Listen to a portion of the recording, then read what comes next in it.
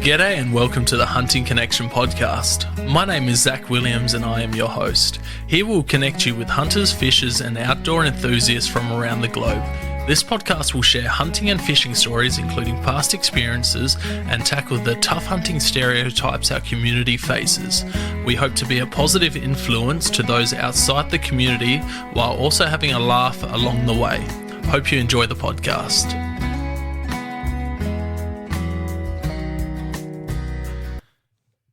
G'day and welcome to another episode of Hunting Connection podcast. On today's episode, I'm joined by Dan Adler from Diamond Outfitters. How you going, Dan?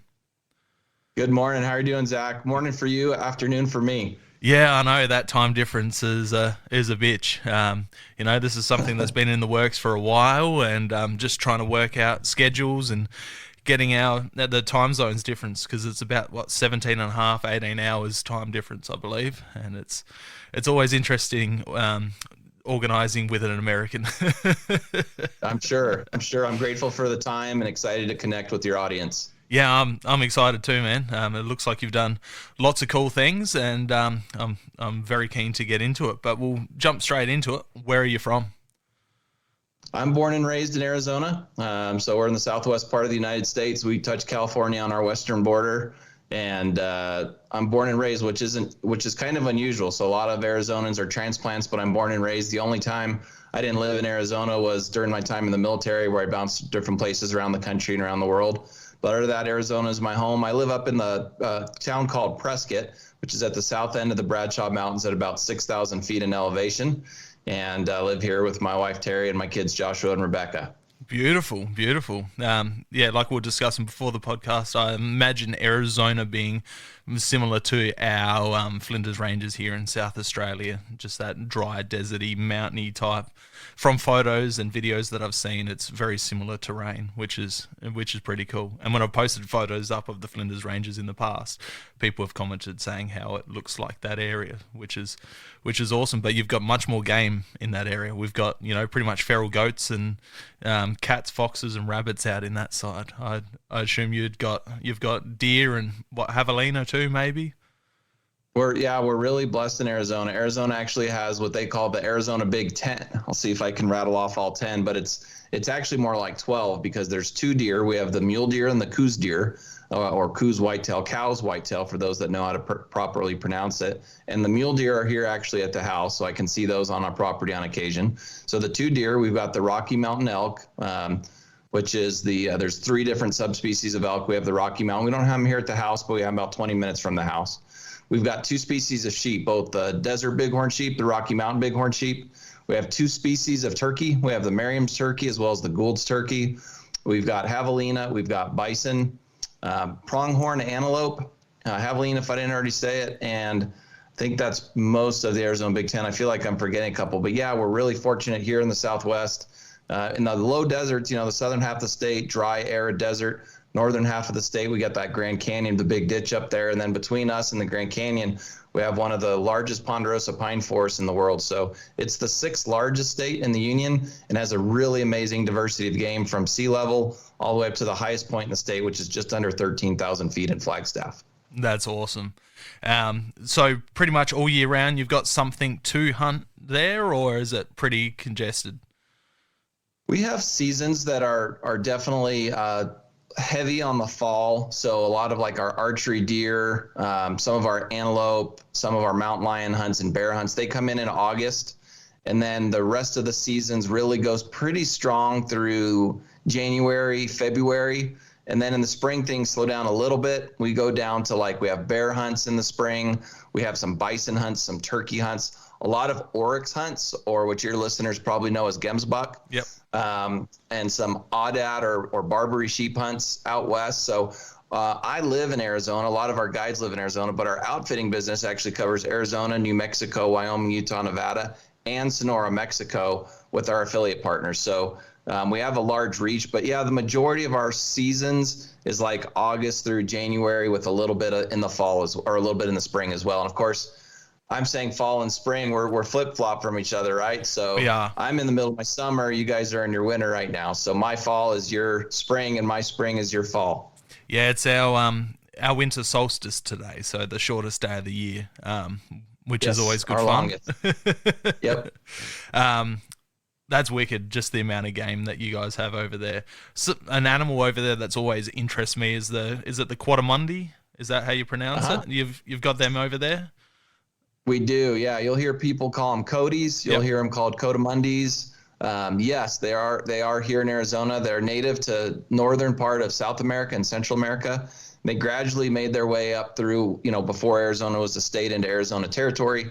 And now I've seen them up even north of my home, so in between like Camp Verde and Flagstaff, all the way up at elevation. In fact, several years ago, we were filming an episode of my hunting TV shows, an elk episode, and we had a Cotamundi, a big male, or Tom as some people call him, walk almost right onto our lap. So they've done an amazing migration. And like you were explaining, in Australia, you don't really have a lot of hunting seasons. The Cotamundi actually does have a really long season and just needs a hunting license. So you can actually hunt those. Most people don't set out to target Cotamundi, but they find them incidental to hunting maybe deer or elk. And it's an animal that's legal to take as long as you have a license. And they're really, really neat animals. The males, the toms, they have just crazy, insane long tails. And so you can actually glass them up when you're glassing for deer, elk a long ways away. It's one of the differentiators to tell you you're looking at a big male, that really long tail. I call it their radar. It kind of gives them away, but it also gives them the opportunity, I believe, in the trees and on the ground to have a better balance, almost like a cheetah would use its tail. That's awesome. For the listeners that don't know what they are you able to give a description of what they are? Yeah. Yeah, the best way I could describe them. You guys have raccoons in Australia? We do not. We have All right. possums, but that's as close as we have. Yeah, so think of a big possum with like a Smokey Bandit mask, but it would be like a half raccoon, half monkey. So if you're thinking of a Cotamundi, I would think it's like a raccoon and a monkey, like a standard monkey had a baby, and that's what's a Cotamundi. They're not considered big game. They're considered a fur bearer, and they do make beautiful mounts. Actually, I can tell you kind of a funny story. We saw, and I'll keep it short, we saw a huge tom on an archery deer hunt for a client a few years ago, and it was so big, and at first the client wasn't interested in it, and he said, I said, we should go after that thing. It's huge. It's a giant. And at first he's like, no. I'm like, well, look, that thing's so big. If you don't want to go after it, I'm going to go after it. And I never do that when I'm hunting with the client ever. I mean, I've been doing this over 20 years. That was going to be like the first time I did it. And finally I was like, okay, let's do it. Well, we went up and we ended up getting it. But the cool thing was when he walked up on this thing, he was so excited because he had no idea what it really was till he walked up on it. And he's like, I have the coolest idea for this ever for my taxidermist. I'm like, oh yeah, tell me. He's like, I'm not going to tell you, but I am going to show you. I'm like, what? He's like, I'm not going to tell you. I'm just going to show you. Well, of course, I forgot about it. And about, I don't know, it might have been a year and a half, 2 years later, Zach, he sends me a picture. What he had done is he'd taken this giant life-size Cotamundi. Now, for those that don't know what they are, they're only like maybe like 2 feet tall. And what he had done is he had it life-size mounted by a taxidermist, positioned sitting on his bar. He has a bar at his home. And he had a rod run through the Cotamundi's arm so that he could open your beer bottles when he stepped into his bar. It was the coolest thing. So from the moment he harvested this thing till the moment he got it back from the taxidermist, he kept the secret what he was going to do. But it turns out he has it mounted life-size on his bar, and it helps you open your beer bottle when you walk into his room, in his trophy room in his bar. So really cool. So really cool animal. And for any of your listeners that get a chance to come out here or to South America, in the northern half of South America, anywhere in Central America, you're going to see them. And a lot of the tourist destinations in that part of the world have them. So if you hit Costa Rica, all over Mexico, Nicaragua, Honduras, parts of Colombia, you can see a lot of them. And the big males are somewhat solitary. I think they call them troops when there's a big group of them. I've seen them as many as 50 or 70, and they're mostly the young with the babies. But really cool animal. I'm glad you thought of that, pointing that out. They are really cool. That's awesome. Yeah, I hunted Mexico about 8 or 9 years ago. I was sadly the part of, because we were just over the border from Falcon Lake, come across from Texas. So I don't think they get them that far out. So we didn't get to see any, but they're definitely on the list of an animal to see and possibly hunt. I like hunting like weird critters. So Love it. like Absolutely love it. Yeah, speaking of weird critters, javelina. How do you rate Yeah. them? I absolutely loved them when I was in Mexico. Eating them, I actually rate them really, really high. Watching hunting shows before heading over there. There's a lot of people talking, that skunk pig, that they're not that great eating. But we cooked them over mesquite on an open fire on a grill, and they were fabulous. Like if we had them here, they would be, one of my staple animals I'd eat all the time. How do you rate them? Yeah, I love hunting javelina. In fact, it could be argued that javelina was the first big game animal as a kid I ever actually hunted. That's wicked. And I believe towards the top, it's one of the first one or two animals I actually harvested. It's kind of interesting in Texas, they're treated as like a nuisance species. So you don't, or at least until a couple of years ago, you didn't have to have a license for them. Yeah.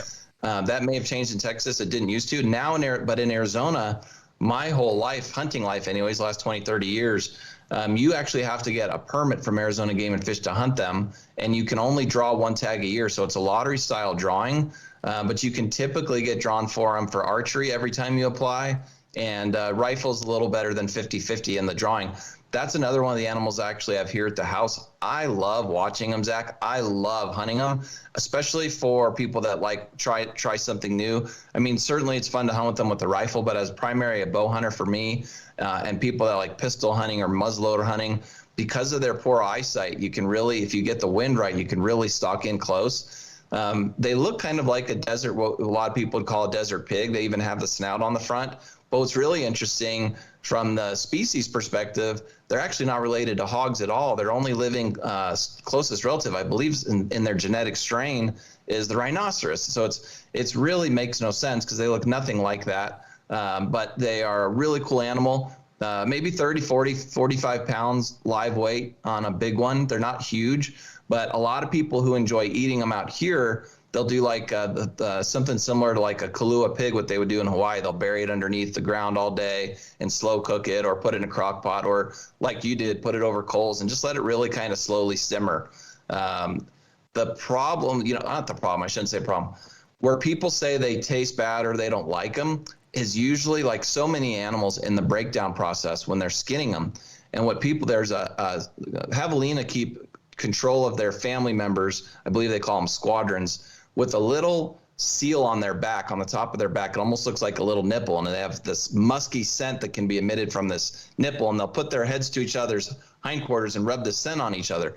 Well, hunters that don't know what to do with that will mistakenly cut that piece out, and that's where you get that scent, and it can actually spill into the meat. What you need to know if you ever hunt them, for your audience, is when you skin them, that thing comes right off. So as long as you don't touch it, you're not going to get any of that on the meat. But yeah, they are an awesome animal to hunt. You can hunt them in Mexico, you can hunt them in Arizona, New Mexico, and Texas. And I think that's about where you're limited to. When you get down further south, like in Costa Rica, for example, they have the white-lipped javelina.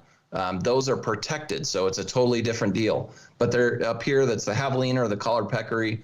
Really fun animal to hunt. Very inexpensive animal compared to like hunting elk or deer if you want to go on a guided hunt. But even on a self-guided hunt, they're much less expensive than some of those higher ticket animals. And a couple of years ago, Arizona allowed for a second tag. So if you get a tag in a lottery, and then there's tags left over from that lottery, as long as it's a different hunt and different hunt code, you can get 2 javelina in a single year in the state of Arizona now. But yeah, they are a blast to hunt. And one of the things I think that's really great about them, Zach, is for people that are new to learning the glassing game, good glass on a tripod, this is an animal that if you can glass a javelina at far distance, you'll find yourself being a heck of a glasser and probably a heck of a hunter, because they are a glassing challenge and they're just a blast to hunt. One of my favorite things too, Zach. That's something we have in common. That's awesome. Yeah, no, they're a cool little critter. Aggressive little buggers, but when they crunch their jaws, that's pretty trippy. We have huge feral pig problems here in Australia, but I unfortunately have never got on to. I've shot one and lost it last year, but they were the closest thing I got to a pig until I shot a pig in Mexico. So I shot a couple of pigs while I was down there, but yeah, bow hunting the javelina was just awesome. And hearing them, crack their jaw and grind their teeth together, they were a cool little critter. And yeah, just that smell was different as well. We smelt some skunks in the distance while we were in Texas, and they kind of give like a skunky smell, but not as strong. But yeah, they were just such a cool little critter. I've got some of the teeth here behind me in my hunting stands behind me where my bows are. And yeah, I absolutely loved them. They were so cool. Do Yeah, you it's a great hunt. do you call them or do you spot and stalk only? Because I understand they do come into predator calls. They are really fun to predator call. Spot and stalk is primarily what we do because if they're undisturbed and you get the wind right, I believe that is your best chance to sneak in close. I do calling for a couple of scenarios. Number one, I'll do calling if I'm actively stalking a herd and I spook them and they start to go away. I've had good luck with calling them back. Now, when I say good luck, I would say that generally speaking, that's about a 50-50 move. You're either going to bring them all right back or they're just going to go away faster. If it's just a couple big boars, I find that they don't respond well because the javelina call technically is supposed to sound like a piglet in distress. So if it's done right and it's a herd of or squadron of mamas and babies, sows and piglets, then I find a lot higher return on that risk because it is a little bit of a hero or zero move. And then if I'm out there spotting and stalking and glassing and haven't found any, and I'm just going to make big moves in the middle of the day, either on foot or in a side-by-side or four-wheel drive truck, I'll go half a mile, go down into a canyon, do a series of calls just to see if I can kick them out of their bed in the middle of the day. I might do that for the afternoon just for to mix it up, do something a little different. And then in the evenings when they tend to get back up again, start glassing them really hard. Javelina are a fair weather animal compared to a lot of others. So if it's really cold, they'll tend to sleep in and they'll sleep kind of piled up on each other. So it's not like deer or elk where you might want to be out there at, an hour or 2 hours before daybreak. It's, you want to be glassing when the sun starts to come up. If it's a cold day, now if it's a hot day, yeah, you want to be out there first light. But on a cold day, if you're glassing with a little bit of daylight, I've seen them wait to get up until 10, 11 o'clock in the morning on some hunts. And I'll do this. I'll do the calling if I bumped a herd or if I'm just kind of moving around in the afternoon, trying to force some action, create some activity. I don't mind doing some different call series. And, that's one of the things that's so cool about being a hunter is in that prey-predator relationship, those species that do respond to calling. It's fun to learn it. It's something that you're going to screw up a lot, I think. And so, but that also makes it fun. For people that aren't really familiar with hunting, we go out there most of the time and just screw up and don't get anything. That's like the lost secret behind hunting that non-hunters may not really know. But we're learning, we're learning about the prey predator response and different habitats and how these animals work together in harmony and calling for those species, because not all of them do, right? Like not everything that we want to hunt has any type of a call response, but those that do are really actively engaged. Like in the States, I think of turkey and I think of elk, as a really responsive animal to calling. It just takes your hunting experience to a whole nother level of enjoyment. Yeah, that's awesome. Yeah, we have a few animals here that we can call. So our fallow deer during the fallow rut, which was our April just gone. Red deer you can actively call. Foxes, feral cats you can call in hares, which is similar to your jackrabbits. They're very similar. I shot a couple while I was in Mexico, and they're very similar. I'd say that the jackrabbit's more lean than our European hare. But during mating season, you can call them in too, which is always good fun. And, not having seasons, you can be like, oh, there's a fox, call it in while you're waiting for a deer, which is awesome fun. It popped into my mind, do you score the javelina? Because from my understanding, they've just put him in the, not Boone and Crockett, what's the archery one? The Pope and Young. So they've just put him in the Pope and Young for scoring, haven't they? Yeah, they just started that maybe in the last 2 or 3 years. And so javelina is very similar to bear. It's a skull measurement. That's, there's no antlers, of course. So it's a skull measurement. And when we feel like there's a particularly big one in camp, yes, absolutely. You can measure it. There's a diagram on their website that shows you exactly where they want those measurements. And of course, 90% of what we do is just a guesstimate in camp for our clients' enjoyment. When somebody thinks they actually have a record, they actually have to get an official measure from Pope and Young. We've got a couple Safari Club measures, Boone and Crockett measures in our camps. I don't think any of us are Pope and Young certified, but it is a really cool process. It is a really cool thing to learn and to be able to do that. And then, of course, for the antlered animals of the world, there's a drawing period that I don't know if that applies to the skull. I don't believe it does on a javelina. I don't know that there's a drawing period. Maybe you know. But they just added that in the last couple of years, which is great because we identified them as a big game animal in a couple states, New Mexico, Arizona, not just like a rodent or a nuisance animal like other states. So the fact that they're recognized as big game animal is really great now that Pope and Young has jumped on that scoring system. And if I might add, for people that maybe aren't super familiar with hunting, this is one of those areas where people that don't know a lot about hunting might say, oh, you're just out after it for the trophy or to have your name in the record books. And just in case there's anybody like that listening, the reason actual conservationists and hunters really do these scoring and measurement systems is to honor the animal.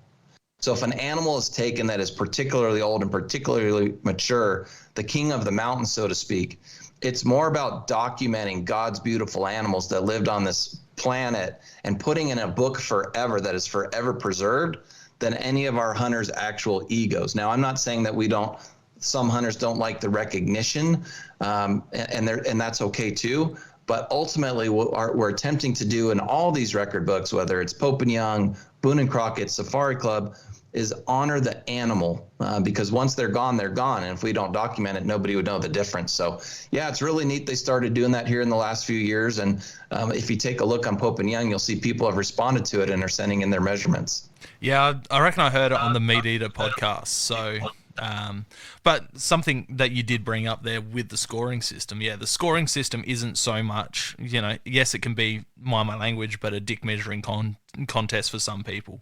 But it's also a great way of showing how healthy the populations are by these animals getting to a really good size. And it shows you, like, once you start documenting it and you start getting higher scoring animals, it means that your population herds are way better and way healthier than they used to be. So it's really good for conservation, keeping these records, which is just amazing. It's huge. So it's huge for that. And the opposite of that is true too. So if you've got an area where you're only measuring 2 and 3 year old skulls on javelina, you have a coyote problem, you have a mountain lion problem, you have some type of a predation or disease problem. Whereas if you're getting 4, 5, and 6 year old javelina measurements, there's more harmony and balance with the environment. Yeah, that's it. We don't have the Pope and Young scoring system or the mind blank, but we've got the Douglas point score. So that's how we measure our animals down here, and that's feral goats, our 6 deer species, pigs. So we've got that for all of our feral introduced animals, foxes. There's ways to score them by their skulls as well, which is pretty cool. And that's how the bow hunters primarily do it down here. The rifle hunters score it as well, but I think the Douglas system was invented for bow hunters down here. Love it. Love it. Pretty cool. You mentioned that you cut your teeth on javelina, no pun intended there with the javelina tusks, but how did you get into hunting in the outdoors? So when I was I always liked fishing. My grandfather was a fisherman, and he passed away at a very young age. I was only 5 when he passed away, and he was also very young. He was in his early 60s, and he left me all his fishing gear. So I always had this affinity with fishing, and I didn't really get serious into hunting until about 5th grade. My buddy, he wasn't my buddy at the time, my 5th grade basketball rival, Greg Joels, and we kind of got in this little fist fight at basketball game one time, and we had to go sit on the fence for like 3 recesses at lunch in a row. And of course, when boys get in a fight, it's usually a couple punches and then they become best friends. Well, that's what happened with me and Greg. So during the course of the time we were sitting on the fence, we weren't allowed to participate in recess. So we just started talking about the outdoors and hunting. And he said something about he was going to go 4-wheeling that weekend. And I'd never heard the term before. And I said, well, what does that mean? And he says, well, we leave it like really, really dark in the morning, because this was in Phoenix now. So I told you earlier I was in Prescott, but at the time I was in the big city of Phoenix, the big desert city of Phoenix, which has like 5 or 6 million people now. Well, at the time we went to school there, and he said, we're going to go like at 3 or 4 in the morning. We go through the Dunkin' Donuts drive-through. We get hot chocolate or chocolate milk and donuts. then we drive like 2 hours to get into elk country, and we just go on all these back roads, and we see elk and we see deer, and maybe we see a bear, some coyotes, whatever the case may be. And then we come home, and I was like, that sounds magical. Where do I sign up for that? So I literally invited myself to go four-wheeling with them. And this is how we built our friendship. Every time he told me he was going four-wheeling with his dad, I asked to go. And it was in like a 69 Ford Bronco. So that's where my affinity for Ford started. And then it evolved to hunting. So, they were doing these four-wheeling trips in the off season. And then they were telling me, oh, we're going to do this bow hunt for javelina. And so now fast forward, I'm like 7th or 8th grade. I'm old enough to have a bow and hunt. I've taken the hunter safety classes by that point, and I start putting in the drawings with them for javelina. And now I'm actually carrying a bow, I think in 7th or 8th grade. So I started hunting with them for the first time in 7th and 8th grade. It picked up from there. I started applying for deer and elk and bighorn sheep hunts and antelope and stuff like that from there. And then it just grew. Then my passion for it really, really grew quite a bit from there. That's awesome. That's so good. Yeah, very, very fortunate for starting out super young, as you see and as you would experience, you get a lot of early onset adult hunters. Absolutely. Which is great because I love taking people out and teaching them as well. I've brought many people in from my work and friendship group who have started hunting as adults, and our firearm laws are a little bit different here, so it's about a year's process to get your firearms license here. Unfortunately, bow hunting has been banned here in my state. At the end of last year in December, our deputy premier, she's a anti-hunter tied in with our animal liberationist groups and RSPCA. So she backdoored Parliament and went through to the Governor General to ban bow hunting here. So it's a massive shame because myself, I'm a bow hunter. I've behind me I've got eight or nine bows hanging on the wall. Both my kids have bows. We can still bow fish, which is quite fortunate. But yeah, it's such a shame because that's how I started getting people into hunting. I'd take them out bow hunting and set up one of my spare bows for them to use and take them out for goats and rabbits, hares, foxes. But unfortunately, can't do that anymore. Which I had no idea that took place there. Wow, that's terrible. Yeah, it's shocking. We've reached out to bow manufacturers in the States to get up. Robbie from Blood Origins, he's been a massive help trying to reverse it and trying to stop the ban. Last year, I've reached out to the Meat Eater crew. They've put the info out there, but it's not much you can do from another country, unfortunately, which sucks. But if we had help from bow manufacturers, it'd probably be a little bit better because it's going to slow down the sales of archery gear down here, and it's impacting our archery shops down here as well. But yeah, bow hunting's awesome. I absolutely love it, and that's a great way to start out. Did you start out with a compound bow or a recurve? No, I started right with the compound, and that's still what I shoot today. A lot of my guides on my team have gone back to a traditional bow or a recurve bow, but I'm still shooting a compound, and I consider myself primarily an archery hunter. I was actually a professional archer before I became a professional guide, and so that was kind of my path was archery first. And still today I don't really use a rifle except for maybe Coues whitetail deer and maybe bighorn sheep. If I'm lucky enough to get one of those tags, I'd use a rifle just because the distances. But like my next antelope hunt, I would only picture myself doing with a bow. All my elk hunting with a bow, and 90% of my deer hunting with the bow. It's just it's such a intimate, it gives it such a, I don't know if it's necessarily an equal footing, but I love taking the odds out of my favor a little bit more and just making it that more difficult because it's that much more rewarding. Yeah, that's it. That's what I love about bow hunting is just how close you're getting, how much you're watching, and you're not shooting nowhere near as much as if you have a rifle. Even with a rifle, I'm still waiting until I'm under 100 yards for majority of my shots. Totally. And I bought a 300 Win Mag. I'm like, I'll start stretching it out, and I don't think I've killed anything under 200 with that yet. And shoot, that's awesome. fallow aren't. They're probably a little bit smaller than your whitetail. The 300 does some damage on them at those close distances. So you have to make sure not to get shoulder. But yeah, it's so much fun. What's your go-to brand for archery? You know, archery guys tend to stick with a brand. What?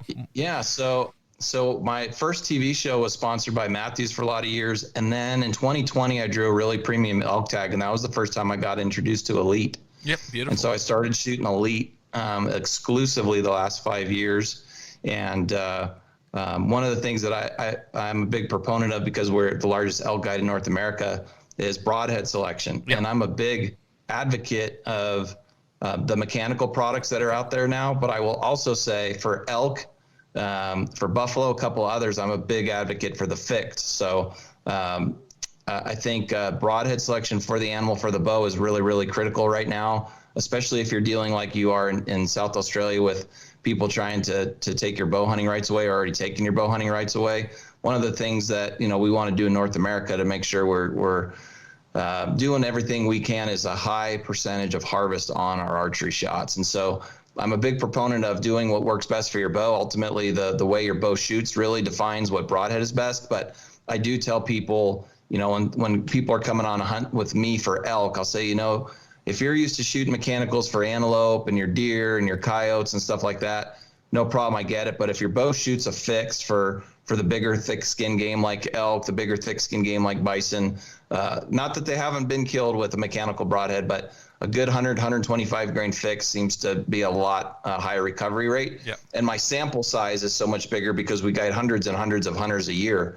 So I do see a definite difference over time, but also respect everybody's opportunity to really do the research and see what works best for their bow. And if somebody's listening and doesn't know, just go to your pro shop, check the kinetic energy, try a couple different broadheads out. Yeah, it's going to cost you, you know, a little bit of money up front, but once you know what broadhead flies best from your bow, your recovery rate's going to be nearly 100% on a good shot. Yeah. What poundage are you shooting, and what's your arrow grain setup?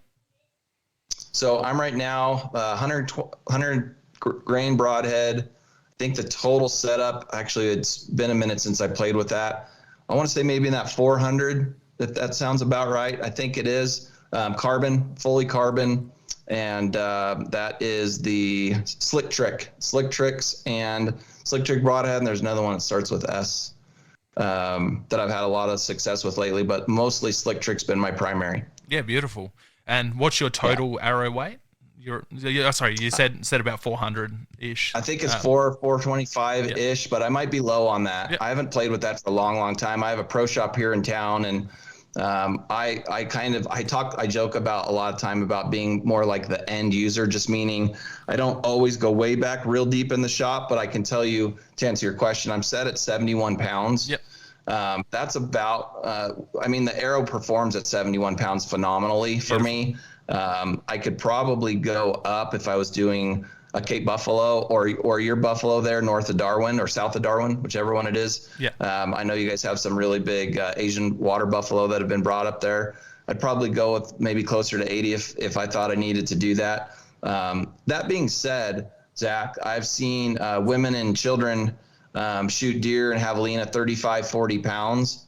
And, you know, at the end of the day, I say this over and over again, it's shot placement, shot placement, shot placement. 100%. And you take out an animal's lungs, both lungs, it doesn't matter, you know, it doesn't really matter. If you get both lungs on an animal, it's not going very far. But that's what I'm right at, about 71 pounds. And I think that arrow all in is around 425, 450, but I could be off on that, but my other metrics are solid. I know those are good. Yeah, beautiful. So you're going for more speed than anything else with that lower. It's funny, like watching the American bow hunting scene versus the Australian bow hunting scene, because we have such a variety of game here, and depending on the property that you're hunting and where you're hunting, you could run into, you know, just say you're hunting in Victoria, you could run into a sambar stag, which is the third largest deer species in the world. You could run into a mountain boar while you're hunting them. You could run into wild dogs. You could run into fallow, red deer. So we tend to have a high grain arrow, and we run, you know, I'm running about a 580 grain arrow with a 125 solid broadhead, you know, two blade head. So it's like we're ready for everything. So, you know, I'm shooting rabbits with a 580 grain 70 pound bow. But it can also take down, a samba or a mountain boar or, a red stag, whatever we come across. So that's what we're set up. We're watching Americans. It's like, oh, we're going out for, small to medium games. So we're running a faster, lighter setup, and then we're going out for, heavier, like solid animals. So we're upping our poundage. Where Australians pretty much just have the one setup, and that's for all of our 26 different game species here. So. Well, I will say that I am definitely jealous of the concept of being able to walk around the woods in Australia and basically be targeting everything. I mean, here, if I'm on an elk hunt and the biggest mule deer or whitetail deer of my life pops out, if I don't have a tag, I just have to watch it. And, we joke about that a lot in my hunting camps, because for our deer clients, for example, if they want to come out here for their deer hunt and buy a mountain lion tag over the counter, it's $75 and they can shoot a mountain lion. The joke is, and you probably know where the punchline's going, if you don't buy the tag, you might see a lion. If you do buy the lion tag, you probably aren't going to see the lion. So we talk about it as being a cheap $75 insurance policy that you will or won't see a lion. But yeah, that's a really nice thing about your guys' hunting out there, is that you have so many species and essentially not a season, which of course goes back to supply and demand. So you guys have really high populations of enough animals that conservation supports the unlimited and somewhat unregulated hunting of them, which is amazing. Here in the States, our countries are about the same size geographically, but we have 360 million people here. So there is more demand than the wildlife habitat can support. And because hunters are conservationists first and foremost, we're not going to go out there and shoot everything that moves. We're hunting very specific things, like you're saying. And so it gives us the opportunity to be out there and enjoy nature. But if I'm on a deer hunt and a big bull elk walks out, or a big, antelope, and I don't have a tag, I just have to watch it. And so I'm excited for you guys that you guys are got truly a mixed bag safari style hunting going on. Yeah, it's the difference between the two countries, because like we discussed earlier, everything we hunt here is an introduced species. Our government pretty much wants total eradication of deer. We've got quite a bit of helicopter culling happening at the moment, especially in the areas I hunt here in South Australia. I know that they're trialing baiting programs where they're baiting to poison the deer because they want total eradication. Our estimated population of deer in South Australia is about 40,000. So it's not a huge number compared to what you guys are dealing with in the States. But that's, 40,000, about 5 species of deer in my state, depending where you hunt, because there's a massive game hunting ranch in the southeast of our state called Water Valley. And they introduced rusa and samba, fallow, reds, and chital as well. So axis deer, as you guys know them, and then they've kind of just got out from there and bred up in their areas. So the reason we have no seasons or tags on majority of our animals, the only exceptions to that is hog deer. If you've ever heard of them, we have them in Victoria. And that's a season only during April, or you can draw a lotto style tag to hunt a place called Snake Island, or there's 3 other spots that you can draw for, but you pay $25 and you can draw those tags. Took me 7 years to draw it. It's a wicked little hunt. Highly recommend it if you want to do an Australian hunt. Put into it. I'll send you the information at the end of the podcast so you can apply for it, because it's a badass little hunt. It'd be similar to, they're a small deer. They're not much bigger than a Labrador. So they're cool little deer. But yeah, so they're pretty much the only exception. And then in Tasmania, they have tags for the fallow deer down there. So, but everywhere else, it's pretty much free game, because everything's introduced, and our government wants total annihilation and a total eradication of all of these introduced species. Wow. That sounds really cool. You guys have some neat opportunities over there. Yeah, 100%. And if you ever get the chance, you need to come down and do a samba hunt. In Victoria, samba are pretty much our version of elk. That's that backcountry style hunting, where we've got public land. That's probably the best state in Australia for public land hunting. But like I said, you can run into wild dogs, you can run into fallow deer, red stags, pigs, goats as well. So depending on the area that you're hunting, which is awesome. Love it. That's on my list. Yeah, definitely do it. You said earlier you've traveled down to New Zealand. What'd you do down there? Yes, we did New Zealand three Februarys ago, and I brought my bow and had an amazing experience hunting red stags in the big mountains there with Richard and Sarah Burden, and we had met them through the hunting circuit, through the hunting world, and had an amazing hunt stag. A couple guys in the party got a big fallow. I also did a tar. Yeah, beautiful. And like you guys have some eradication hunts. The New Zealand government's trying to kill off a lot of the tar right now too. So we did a mountain hunt for tar, and that was with the rifle. And then I did the chamois hunt with the rifle. Beautiful. I did get the stag with the bow. It was cool because the first day of the hunt, we glassed up this just behemoth. And then we kind of lost sight of them for several days, and we went and hunted other things. And I hunted with my other friends. We brought like 5 or 6 friends of ours with their wives, and we all spent a couple weeks up there. And then the last day we went glassing, and we found that actually, funny stories, we drove the side-by-side to where we were going to glass because we hadn't seen this thing in 3 or 4 days. We parked the side-by-side, a Honda Pioneer, closed the doors on the Honda Pioneer, and this thing jumps up about 15 yards. It was bedded right where we parked. So, of course, it takes off, and we have to start all over from scratch. But we found it and actually ended up stalking it in its bed. And I got in a position where I thought hopefully the wind would cooperate, stayed there forever. The sun was going to go down. It looked like he wasn't going to get up out of his bed. So we took another guy and sent him all the way back up the top of the canyon, and just at an absolute snail's pace, just really slowly kind of walked down just enough to get him up out of his bed. And it worked. I could hear the animal getting anxious. It popped up, and I was like, man, if it makes a right turn, I'm getting it. If it makes a left turn, it's gone forever. Well, it made a right turn and popped out, Zach, at 7 yards. Beautiful. I was at full draw at 7 yards, shot him. He took off so fast without that thump or that hump that I'm used to on an elk, very similar sized animal. And so at first I thought maybe I missed. So it took off, and I went to grab another arrow, and I looked up, and it stopped and looked back at me at 20 yards.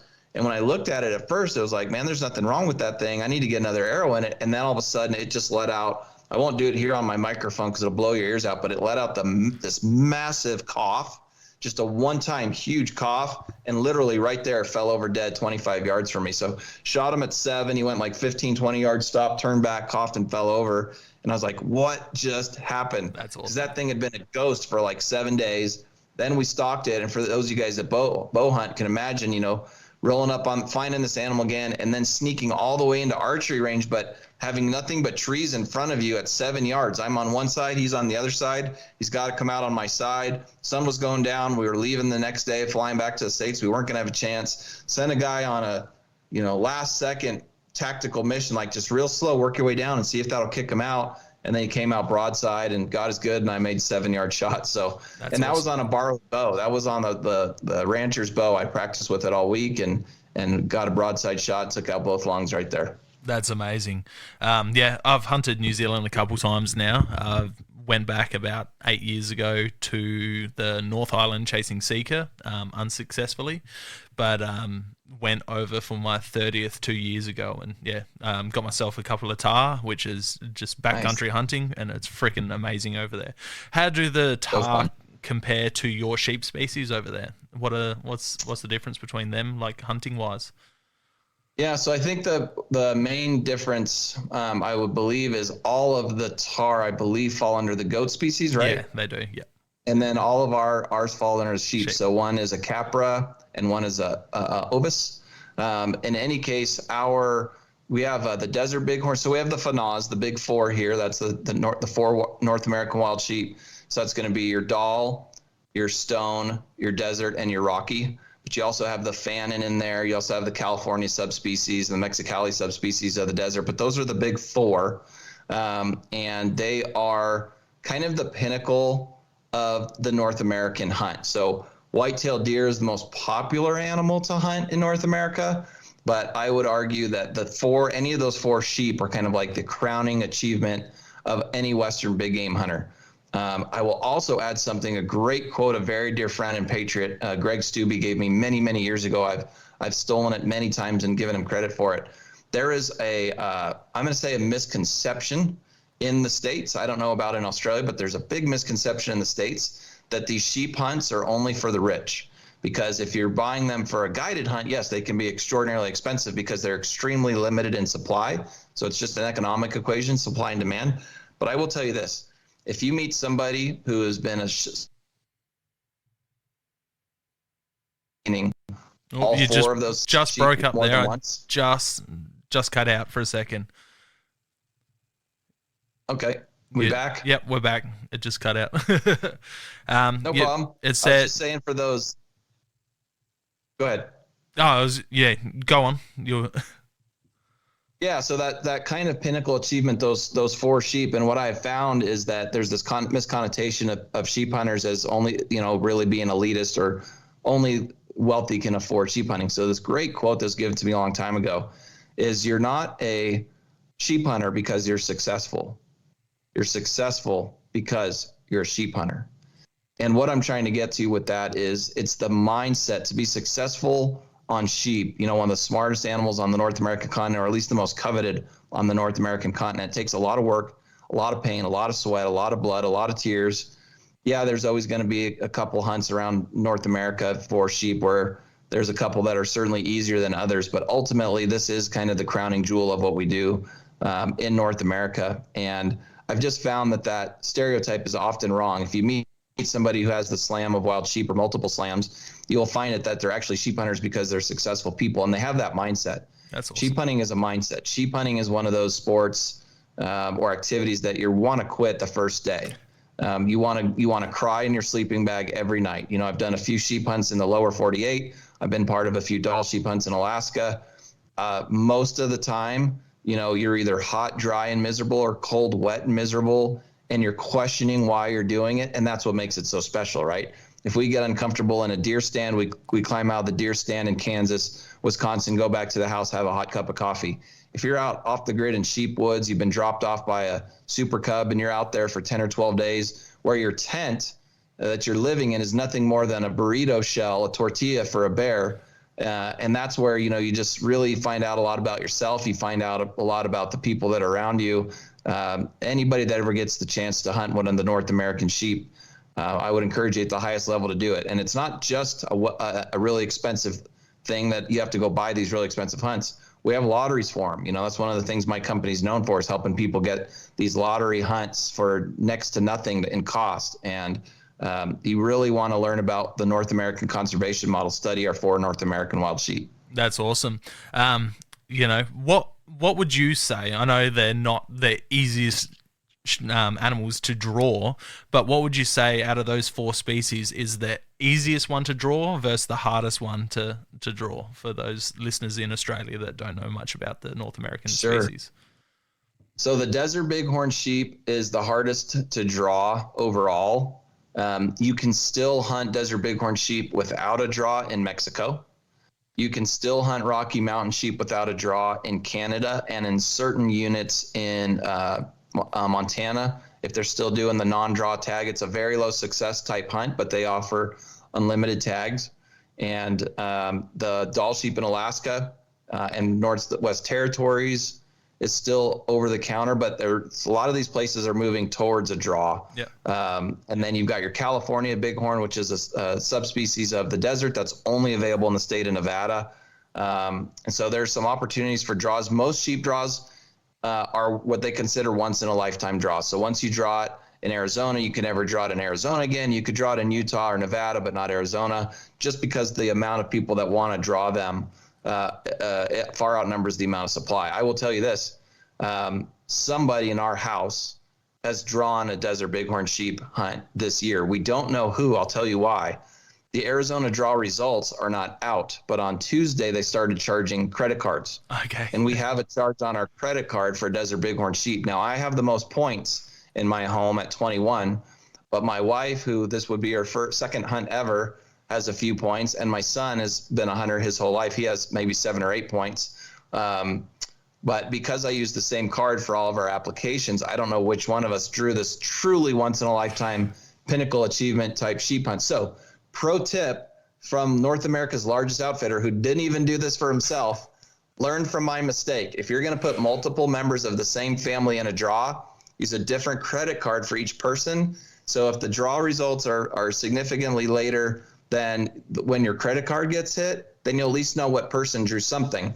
But in my house, we're all just on pins and needles. My wife and kid are praying that it's me, I think. I certainly would love to have the opportunity, but I think it'd be really neat if my wife or son had it. It's such a random draw anyways. And a lot of people will never draw it. So we talk about on my weekly podcast and my weekly webinar, you really have to be putting in for all the Western sheep hunts, every year to really get your best chance at drawing them. And I will tell you, if you are applying from Australia, like some of our clients are, and you draw one, whatever it takes to make sure you can come do that hunt, you'll want to do it. You'll never regret it. There's nothing like sheep camp. That's awesome. That'd be so good.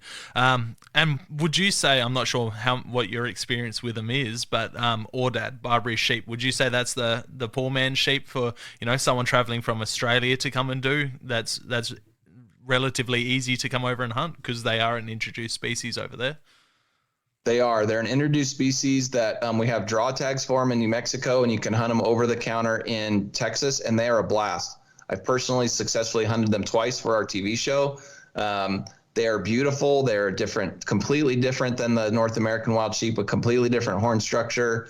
They've got these beautiful long chaps. We call their coats, and the hair going down their legs chaps. They're spectacular. They're inexpensive. Unfortunately, they're not much for eating, whereas the four big sheep are fantastic table fare. Most Aoudad guides won't even allow you to take meat back in their camp. They don't want to use their knife to cut into an Aoudad, but they make beautiful trophy room additions. I've got a couple here at the house, and they are a challenging animal to hunt. They're very they reach out, they hunt cover a lot of ground in a day. They are nomadic and will be here one day, gone the next, not like a deer that tries to live in a small area. So yes, the nice thing is you can come hunt those in Texas and a few other places almost year round in the U.S. And probably the big thing to know if you hunt them in Texas is there's two ways to hunt them. There's estate hunting, which is behind large high fence ranches. And then there's free range hunting in West Texas, largely on private land, where as long as you have permission to hunt, you can go hunt them the big swaths of private land where there's thousands and thousands of Aoudad or Barbary sheep out there. So yeah, I would say that's a great way, an introductory sheep hunt for sure. And if people are coming from Australia and it's not a hunting season per se out west, you can hunt Aoudad, I believe, year round in Texas. So you may not want to hunt them this time of year for us, June and July, where it's 115, 120 degrees. I don't know what that is in Celsius, but it's hotter than hell. It's about 40 degrees Celsius. Yeah, you don't want anything to do with that. That's our summers. Yeah, you don't want anything to do with that. But in the spring and the fall, and of course in our winters, it's really beautiful time to hunt them. They're beautiful animals. It's a great adventure. It'll teach you how to glass. It'll teach you how to judge horns, and it'll make you a better hunter overall. So yeah, I would totally recommend it. That's awesome. They have, in contrast to a couple of our other animals, they almost have like two ruts. They have like a main rut in October, November, and another mini rut almost in February. So if you like to try and hunt when animals are rutting, you actually have two chances for Aoudad, whereas most other big game animals just once per year. That's wicked. Yeah, I was lucky enough. I had a friend when I was in Texas who did a high fence black buck hunt, and the owner of the property, he goes, "Oh, I've got a couple Aoudad out there. You can have a try with a bow." And he's like, "I've never had anyone successful on the property bow hunt them before. None of our rifle hunters can get in within 200 yards of them." And he said, "Go out in that paddock and have a go." So I went out there and flagged him down 5 minutes later, and I'm like, "I've shot one. What do I do now?" And he's gone, "What?" I'm like, "Yeah, I shot her at 5 yards. She straight through the chest, come out through the bottom of her heart, and she's ran straight by me. I had a bit of blood on my leg from where she's run straight past and hit me, and she's died 5 meters behind me." So he was blown away, but they are such a cool little animal. They've got a very, very unique smell to them when you're butchering them. Mm-hmm. I can see why that smell can be off-putting for people to eat them, but I slow cooked one of the front shoulders, and she was actually really nice. Could have been just, like I said, cooking on mesquite and had it with a bunch of soft shell tortillas and some I think it was like mayonnaise, but it had lime through it. It was really nice. Oh, But yeah. it wasn't too bad. I rate the javelina better, but the Aoudad, they're a cool little species, and their horn structure blew me away. When you take that horn sheath off and you've got the bone, it's like all soft and honeycombed, and just how Yeah. I've got the skull up behind me, and every time I hand someone the skull, they're blown away with how light these sheep skulls are. Are the North American sheep species like that, or are they really solid? The sheaths and the honeycomb and all that experience is very, very similar. The size of the mass of the base of the horns compared to the skull size is freakish. I mean, the amount of horn that grows out of these small skulls is just unbelievable. And then the amount of power they have in them, when they rise up and they get all that energy to hit each other. If you ever watch a video, there's been some biologists that have done the videos on this honeycomb structure and how it breaks down. And if you watch it in slow motion, how it disperses the energy all the way through their body. I believe they've done tests on this and literally could kill a human. If a human tried to do that same thing, it would kill a human. And these sheep will do this until one finally gives up. The amount of energy, though, and how this honeycomb surface distributes it, through their body is unbelievable. But yeah, I think that the big takeaway for me on their skull is how freakishly round and big the bases are of these horns compared to the overall size of the animal. I mean, they are a skull built around the horns as opposed to horns built around the skull. It is incredible. And they're just amazing animals to watch, even in the off season when you can't hunt them, just watching them during the rut or interacting or however they do. You got the tar over there across from you guys in New Zealand where I have amazing rutting behavior. I mean, they all do, right? Your axis deer, they have the whistle, the fallow, they have their own thing. But anytime you just get to observe, anytime you get to observe wildlife in nature, hunting or not, take advantage of it for sure. Yeah, 100%. I love it. Like you said, the fallow have their croaking, the reds have the roar, the seeker have their whistle, their hee-haw, which is really cool if you've never heard seeker. They're an amazing animal. I know you guys can hunt them over in Maryland, which is a cool thing. You guys. Yes, America's known for their native animals, but the introduced species you have, like you said, you've got the oryx, the gemsbok, you've got they're New Mexico on the border there. Then you've got the ibex. Ibex, you've got the Persian ibex. Yeah. And so there's that once in a lifetime draw tag for that mountain range, and then you can hunt them year round when they're off of that mountain range, I think. Then you've got the Barbary sheep. The counter tags, and then the big premier ones every November, and that's the once in a lifetime draw. Yep. That's awesome. And then you've got Samba on an island there somewhere as well, off the coast. Is it Florida maybe? Yes, I think it's Florida. What other introduced species? You mentioned the Sika. Yes. There are a few introduced species. Some, like in Texas, I mean, you almost have one of everything from every continent. Anything's fair game in Texas, kind of like what you guys have in South Australia. And then those three iconic ones in New Mexico are the Barbary, the Ibex, and the Oryx or Gemsbok. They were all introduced in the 70s. The governor actually brought them from their native countries for the purpose of sport hunting, and their populations have flourished, so there's hunts for them, including over-the-counter hunts and draw hunts. One of our most iconic hunts in our company is a landowner hunt, elk and oryx at the same time, which is a really, really cool adventure. And that was our last TV show episode we released, I believe, in December. That went really viral, was an oryx elk combo. But yeah, that is a little bit of a sleeper hunt. The Maryland hunt's available to the public as well. And there's a few introduced species that people really don't think a lot about that can be done. That's awesome. Yeah, like I said, I'm an animal nerd geek. Like I love learning about all different species. So, I've been listening to Meat Eater podcast since it started when Ranella first went on Rogan and then started it. So that's been a great way for myself to learn about all these different animals over there, and listening to stuff like Ben O'Brien's podcast when he had the Hunting Collective podcast, when Randy Newberg's podcast. podcast. So like that's where I learned about the Quadrimundi, is listening to his podcast. So there's all these different things that if you listen to enough outdoor media, you're going to learn about, which is just awesome. We've chatted about how you got into hunting. How'd you get into guiding, and how did you start your TV show? Give us a rundown on all of that. Yeah. So when I was once I left college, I went to the military. And that was my first introduction to hunting in a multitude of different states, just being in the military and getting to go to different places. I started hunting. And I kind of always thought I would be career military. But after 6, 7, 8 years, I started noticing a lot of the people that I served with, instead of making a career out of it, they were going to different corporations and kind of doing different things. And I started reading books on entrepreneurship and more books about hunting.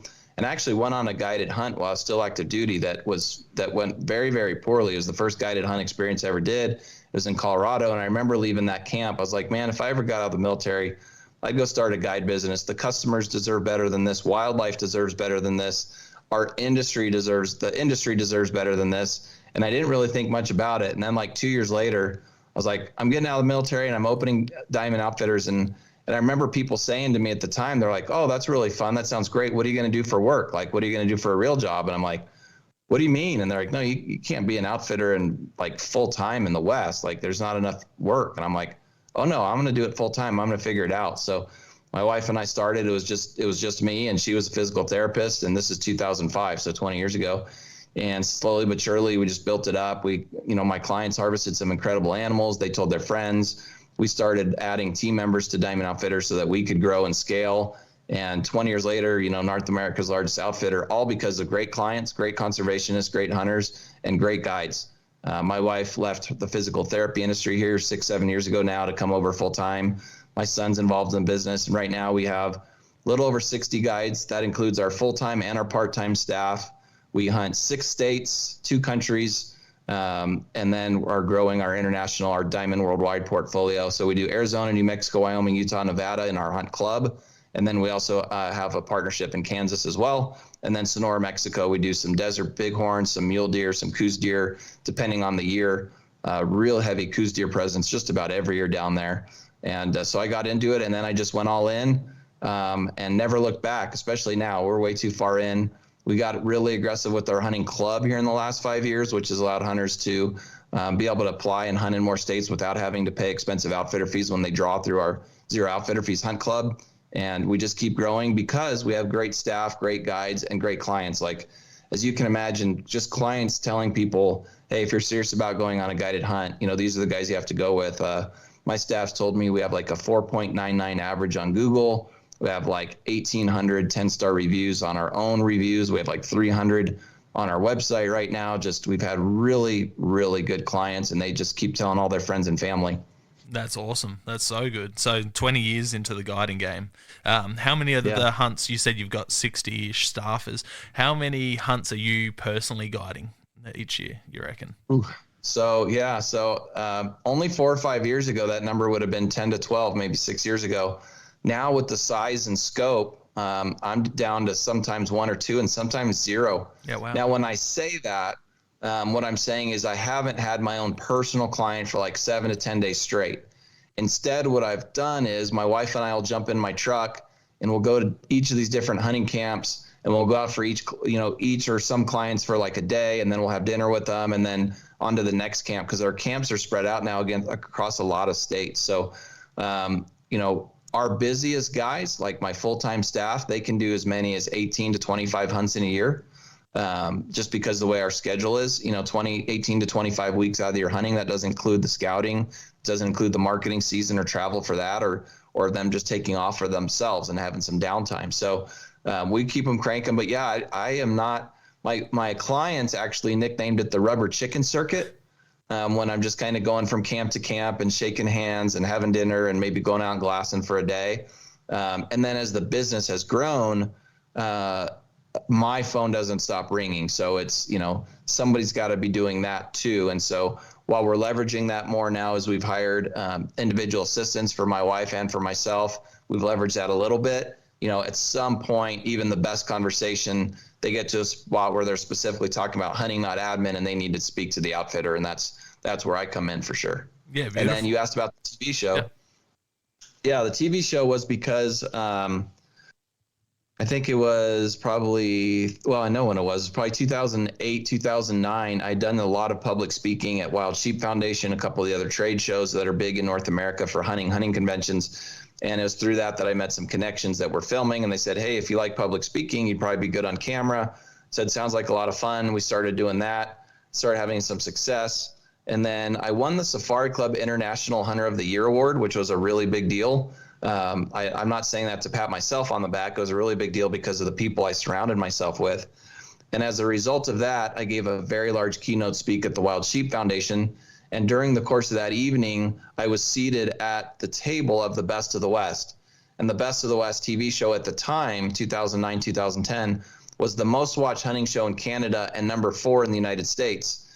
They liked my speaking engagement. They liked that I had been awarded the Hunter of the Year. And then they invited me to come out and view their long-range shooting courses, which was funny for me because I was a bow hunter, right? But they asked me to come out and view their long-range shooting courses. Short story long, I went to that shooting course. A couple weeks later, I went to another one with them.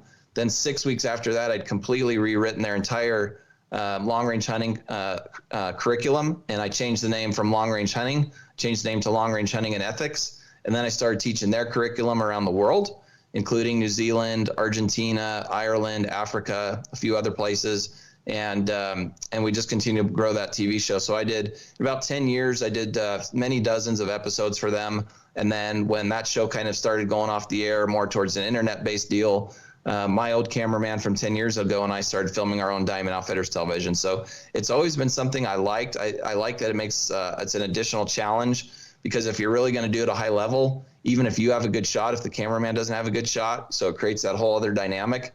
And our last drop on an episode on YouTube was just this past December. And we have an elk episode, a big elk episode that's coming out sometime this summer too. And then we already have our fall filming schedule kind of set, plus a couple big speaking engagements in Phoenix that are going to be filmed next month. So it's awesome. It's a busy side of the business, but I really enjoy it. That's awesome. I'll have to jump out and check out some episodes on YouTube. I know my youngest fella loves watching hunts with me. He's only just gone 5 in April, so he hasn't known anything else but hunting. I think he was less than a week old, and I was butchering because he was born in April. That's our rut for fallow deer. Yeah. He was less than a week old, and I was butchering deer with him strapped to my chest in our kitchen. Love it. So definitely keen to check that out. Have you filmed any international hunts, or you ever interested? We have. Yep. So my the Ireland was 2 episodes, Argentina was 2 episodes, Africa was 2 episodes, and those are the ones that immediately come to mind. And then we're looking for future episodes, possibly in Australia, New Zealand, and Tanzania, Zambia, and more in South Africa. So there's a lot on the plate I want to do. And of course, our whole filming schedule might get changed if somebody in our house really does have a desert bighorn sheep tag. That trumps everything. So that could change everything. But yeah, we'll definitely film that for the TV show as well. And yeah, we love the international stuff. I love now, like when I was in my 20s, it was all about going to these different places and hunting. But now my wife and I just love the adventure travel. So we'll go do a 5-day, 6-day hunt and then stay for another week or 10 days just seeing the sights. We spent, I think, 5 days hunting in New Zealand and spent over 2 weeks in New Zealand. Beautiful. So it's becoming, as I get older, a little bit less about the hunt and more about the adventure travel. I'm a kind of a foodie. I don't cook at all, but I love eating other people's cooking. And I love seeing different cultures. I love seeing different people. I just love our planet. And it's just amazing to me to think, I'm talking to you in South Australia. You think I have an accent. I think you have an accent. It's what makes the world beautiful. You have all these different animals that I'm interested in. I have all these different animals that you're interested in. It's just what makes the world go round. And you guys eat stuff down there that I really want to try, and we have stuff up here. So I just love that whole adventure travel side of it, the culture. I love learning about new things. I love opening my brain to anything outdoors. And that we haven't even talked anything about the fishing, but there's some amazing fishing out in that part of the world that we haven't, not even talking about. So there's a lot of outdoor activities that I still intend to do that I haven't done yet, way more than what I have done. That's for sure. Yeah, I 100% agree with you. I'm a massive foodie as well. I love food. I love cooking up all these, new and interesting animals. Tar, I absolutely love cooking around the fire in New Zealand. We got, like you said, fishing here. We got some awesome fishing. I'm not sure if you're aware what a Murray cod is, but we have some amazing Murray cod fishing in Australia. Here in South Australia, we've got the Murray River, which is the 18th largest river in the world. So it runs from the basin, starts in Queensland. It runs through Queensland, New South Wales, Victoria, into South Australia, where it drains out into the ocean. And we've got some amazing fishing along there. Then our saltwater fishing is really, really good as well. We've got the tuna come through off the coast here around January, February every year. And we have some amazing tuna fishing. And then as it gets later on the year, at the south end of South Australia, you've got the barrel tuna come through. So this is the 100 kilo plus tuna, which is 200 pounds for you guys. Massive That's fishing giant opportunities. So if you do come to Australia, we've got awesome fishing for you, awesome hunting for you. And you could almost time it right with the fallow red rut. Like I said, there's Water Valley Station. It's a massive station that's got it's high fence, but I think it's about 20,000 acres. It's just pretty much got a giant fence around it, and that's just to keep hunters out more so than keep the deer in. So that's some incredible hunting. And then if you like your true backpack hunting, you've got the Samba deer in Victoria, which is, from where I am, you're looking at about 10 to 12 hours of driving. Like I said, Australia is a big place, but there's some awesome opportunities over there. And, it's for Americans who are looking to come do a hunt. It's probably it's almost cheaper than doing some hunts in the States. You can come down here and get some amazing animals. So I definitely highly recommend it. And I'd love to see more of American TV hunting shows come down and experience it and get the word out there, because I think Australia is very slept on when it comes to hunting opportunities for people from the States. It for sure is. It totally is overlooked. Does not get the credit it deserves. I can assure you that. Yeah, 100%. You've hunted a lot of animals. What would be your top 5 dream animals that you haven't hunted yet? Money not being an issue, anywhere in the world, what would you chase? I've got wolf really high on my list. I've seen some wolves. I've never had the opportunity to hunt a wolf, or at least I haven't been successful in hunting a wolf. We talked a little bit about the sheep species for sure. A big Alaska Yukon moose with a bow, very, very high on my list. Yep. A Cape buffalo in Africa, free range Cape buffalo with my bow.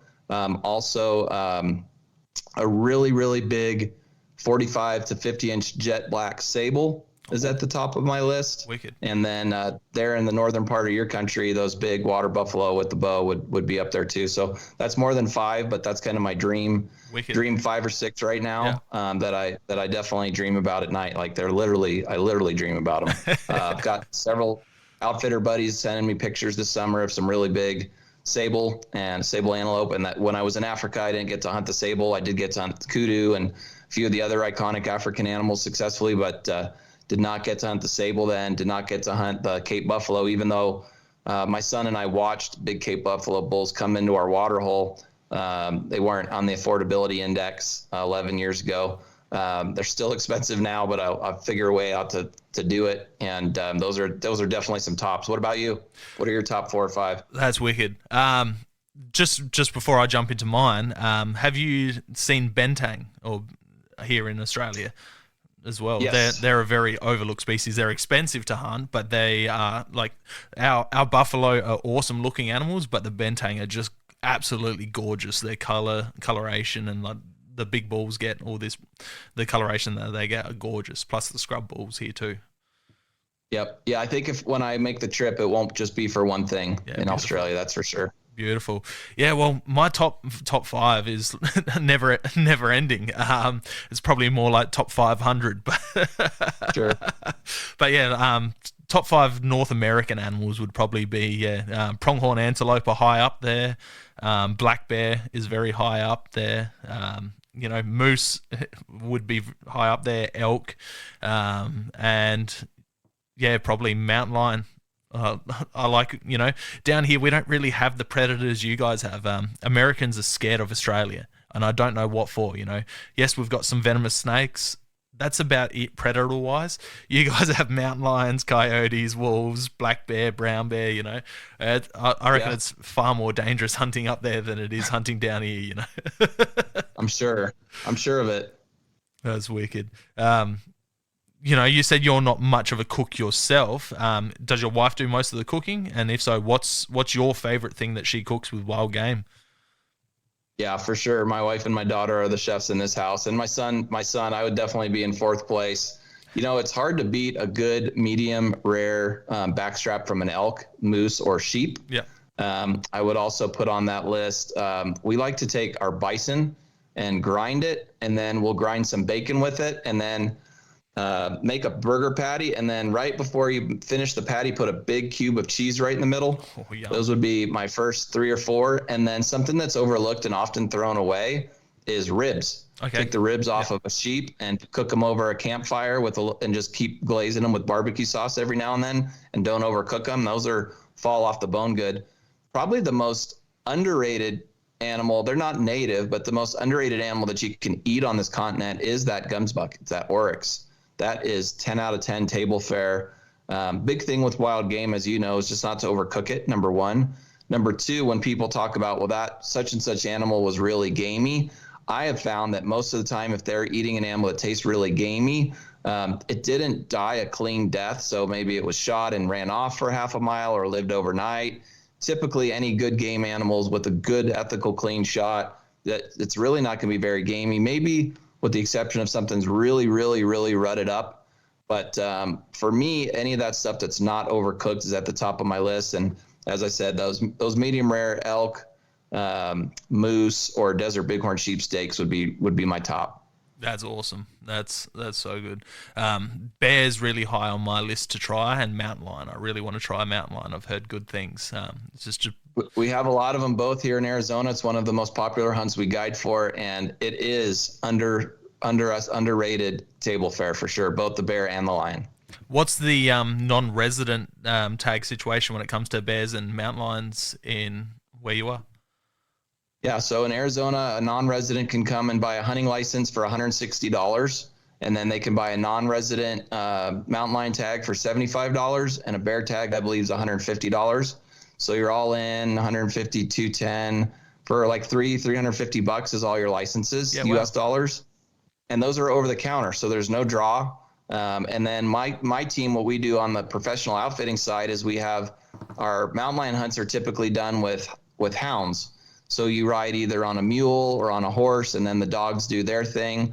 And then we offer the same type of hunt for bear where it's also behind hounds, but we also have spot and stalk hunts in really big canyons, really big glassing without hounds, where you glass large distances. We find a big mature boar and then stalk in on foot.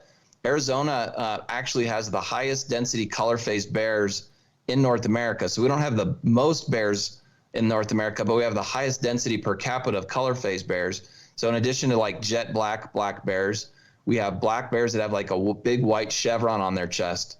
We'll have strawberry bears. We'll have blonde bears. We'll have chocolate bears. And then we'll have bears that are some combination of all of those.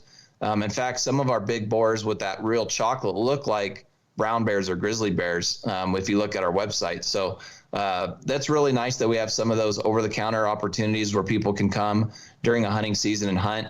And then our clients that do come for like rifle deer hunts, for example, even though 90% of the lions we harvest are behind the hounds, that other 10% is people coming on a deer hunt where we're not running hounds, but we glass up a big lion incidental to hunting deer or elk, glass them up. The client has a tag.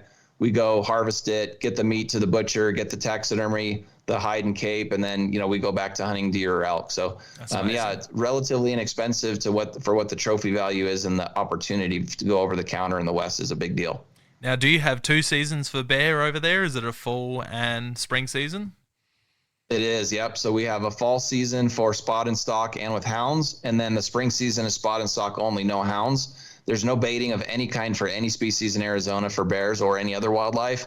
So the spot and stalk stuff in the spring is fun because there's very little people out there, very little hunting pressure. The bears are just coming out of we have a different kind of version of hibernation here because they're we call it torpor, that they're never actually full hibernation like they are per se in Alaska. But you get to hunt them when their coats are at their best in the spring.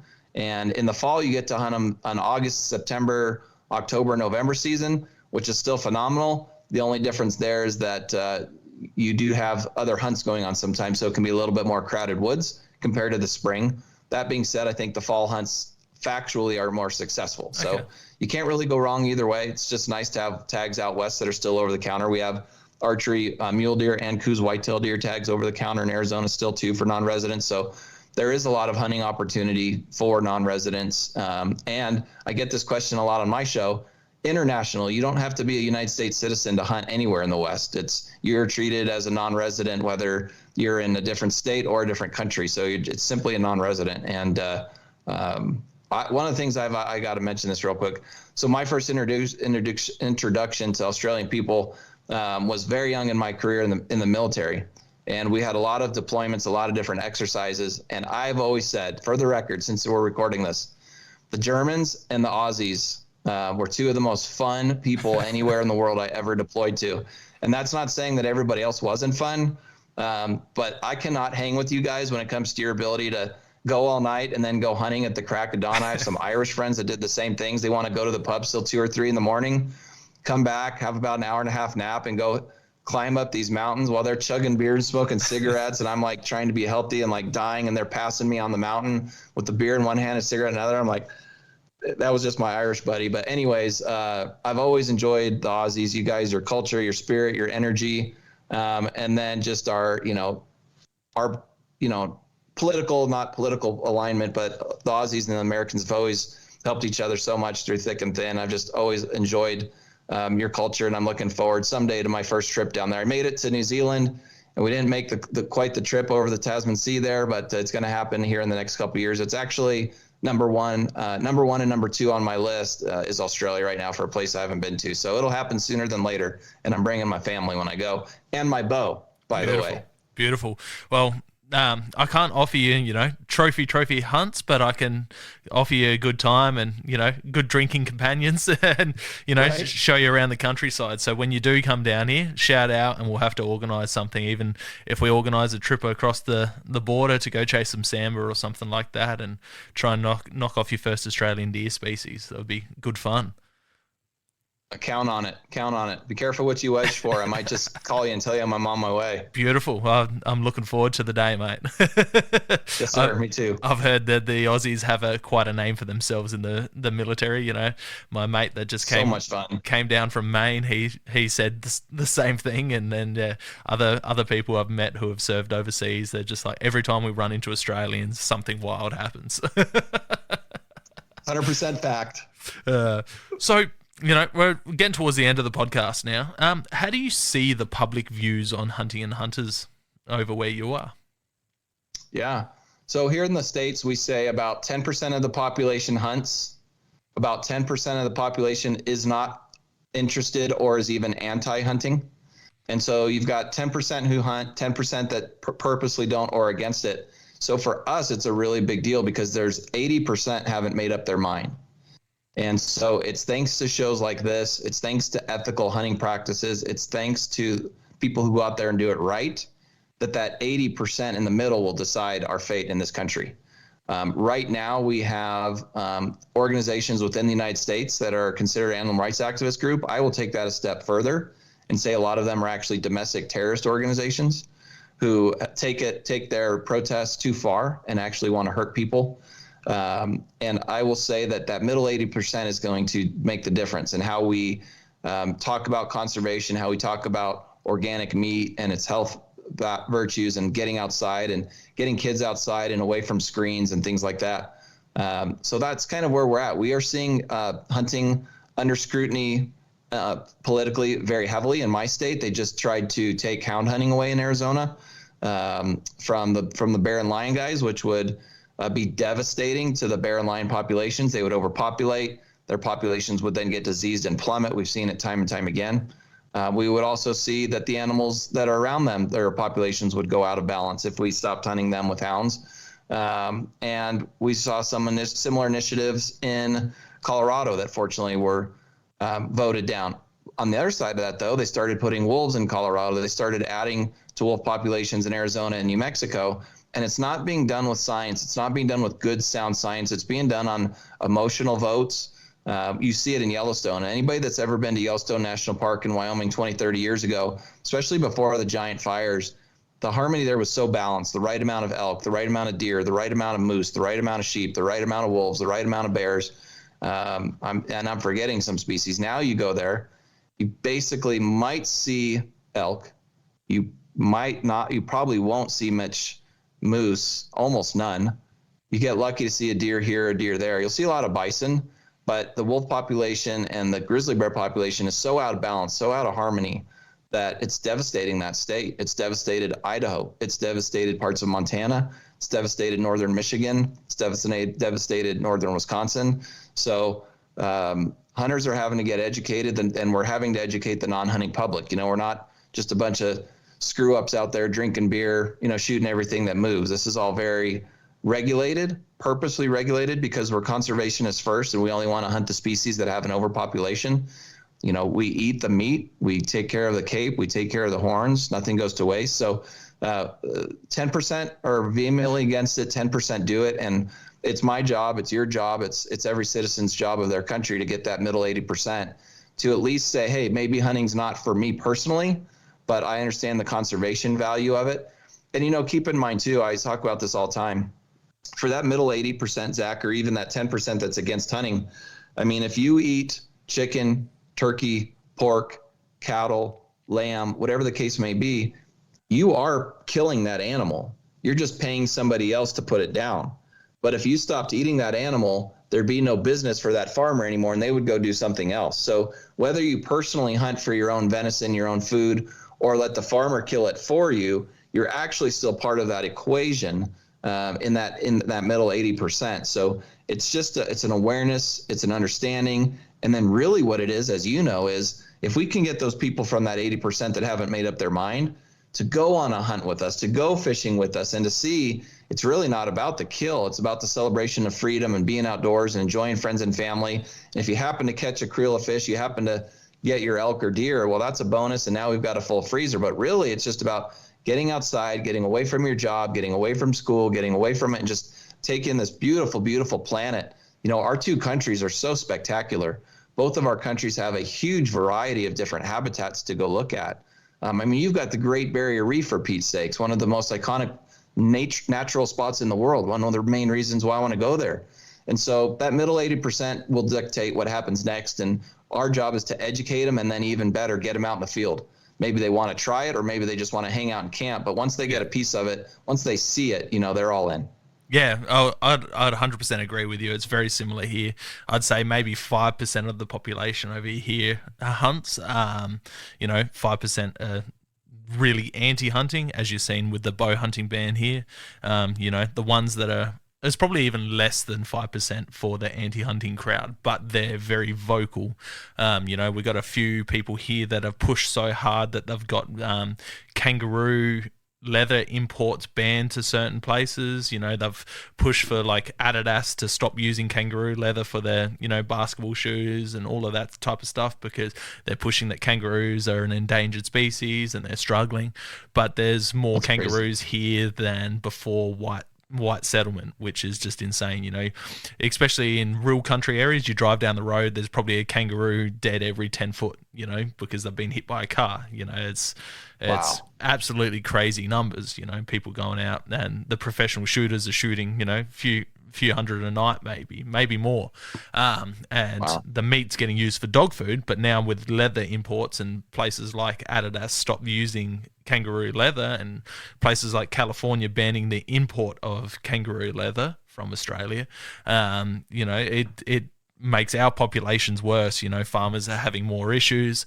Our government says that we have huge issues with deer, but I'd say the issues we have with kangaroo populations are much higher than, the kangaroos probably eat more than the deer do more damage to fences and compete with livestock for food more than these introduced species do, apart from pigs and animals that are doing way more damage than deer, But it's absolutely crazy, Sure. with the ballot box biology like you guys are having over there, with the whole wolf problem, with bear problems, and any of these charismatic megafauna, as Totally. they put it over there.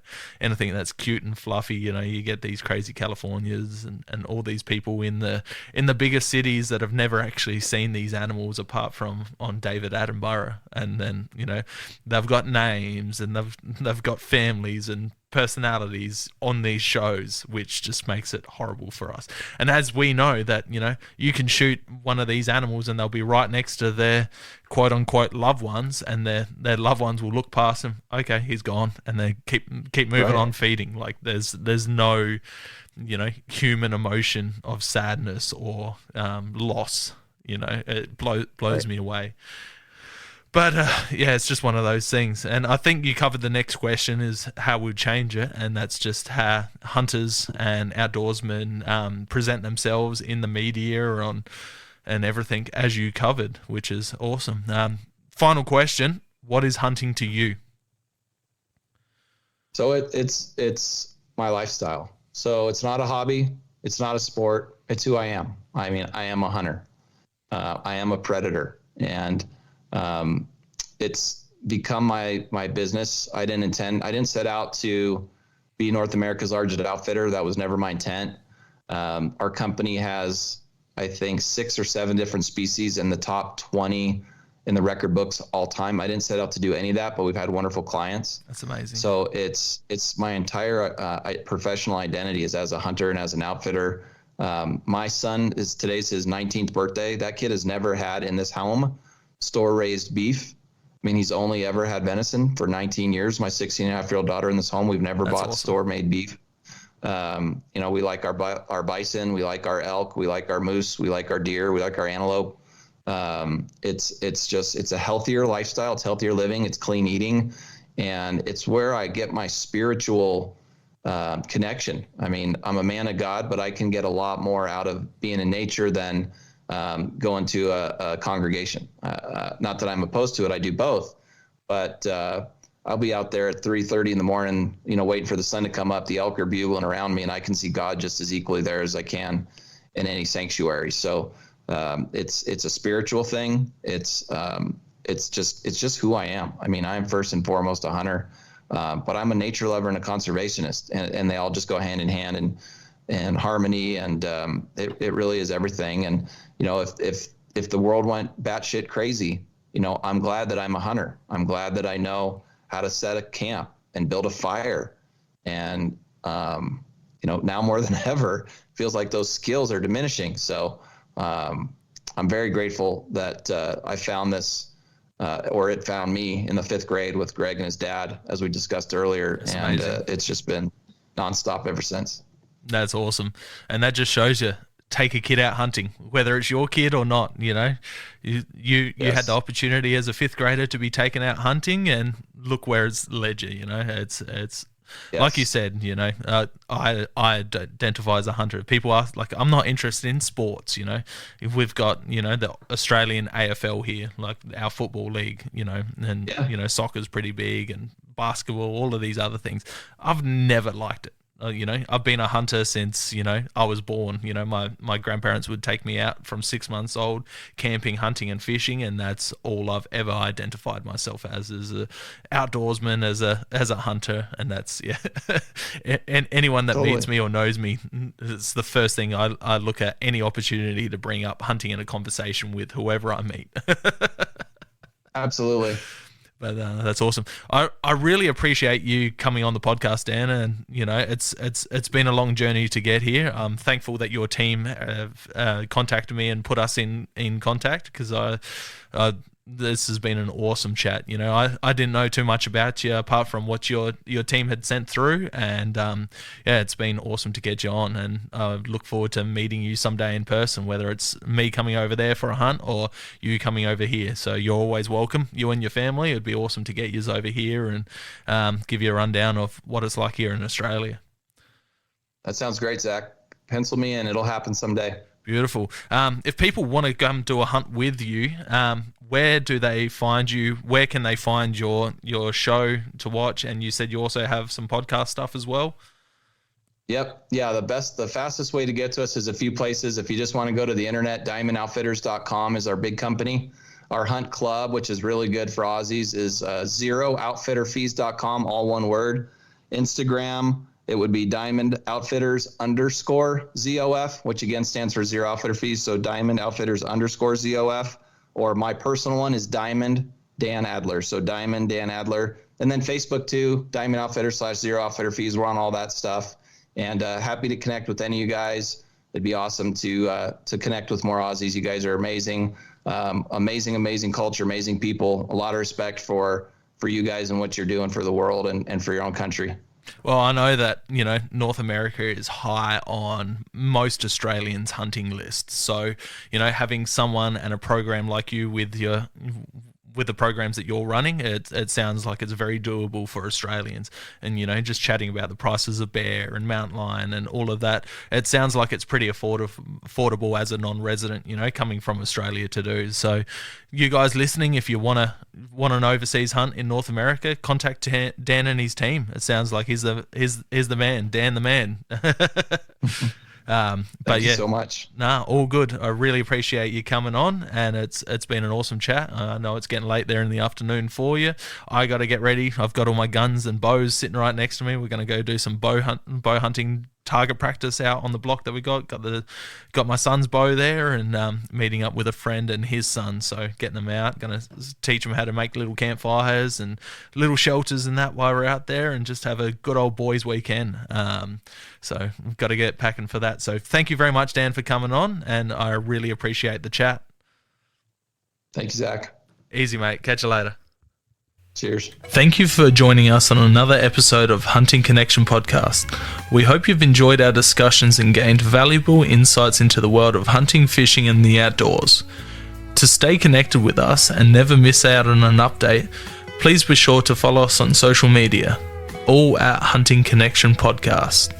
We appreciate your support and would love for you to share the podcast with your friends and family. Don't forget to tag us in your hunting photos on social media and let us know about your experiences. Your feedback is invaluable to us, so please take a moment to subscribe, rate, and review the podcast. Together, we continue growing and delivering more captivating episodes for all hunting enthusiasts. Stay connected, stay informed, and keep pursuing your passion for the hunt. Until next time, happy hunting.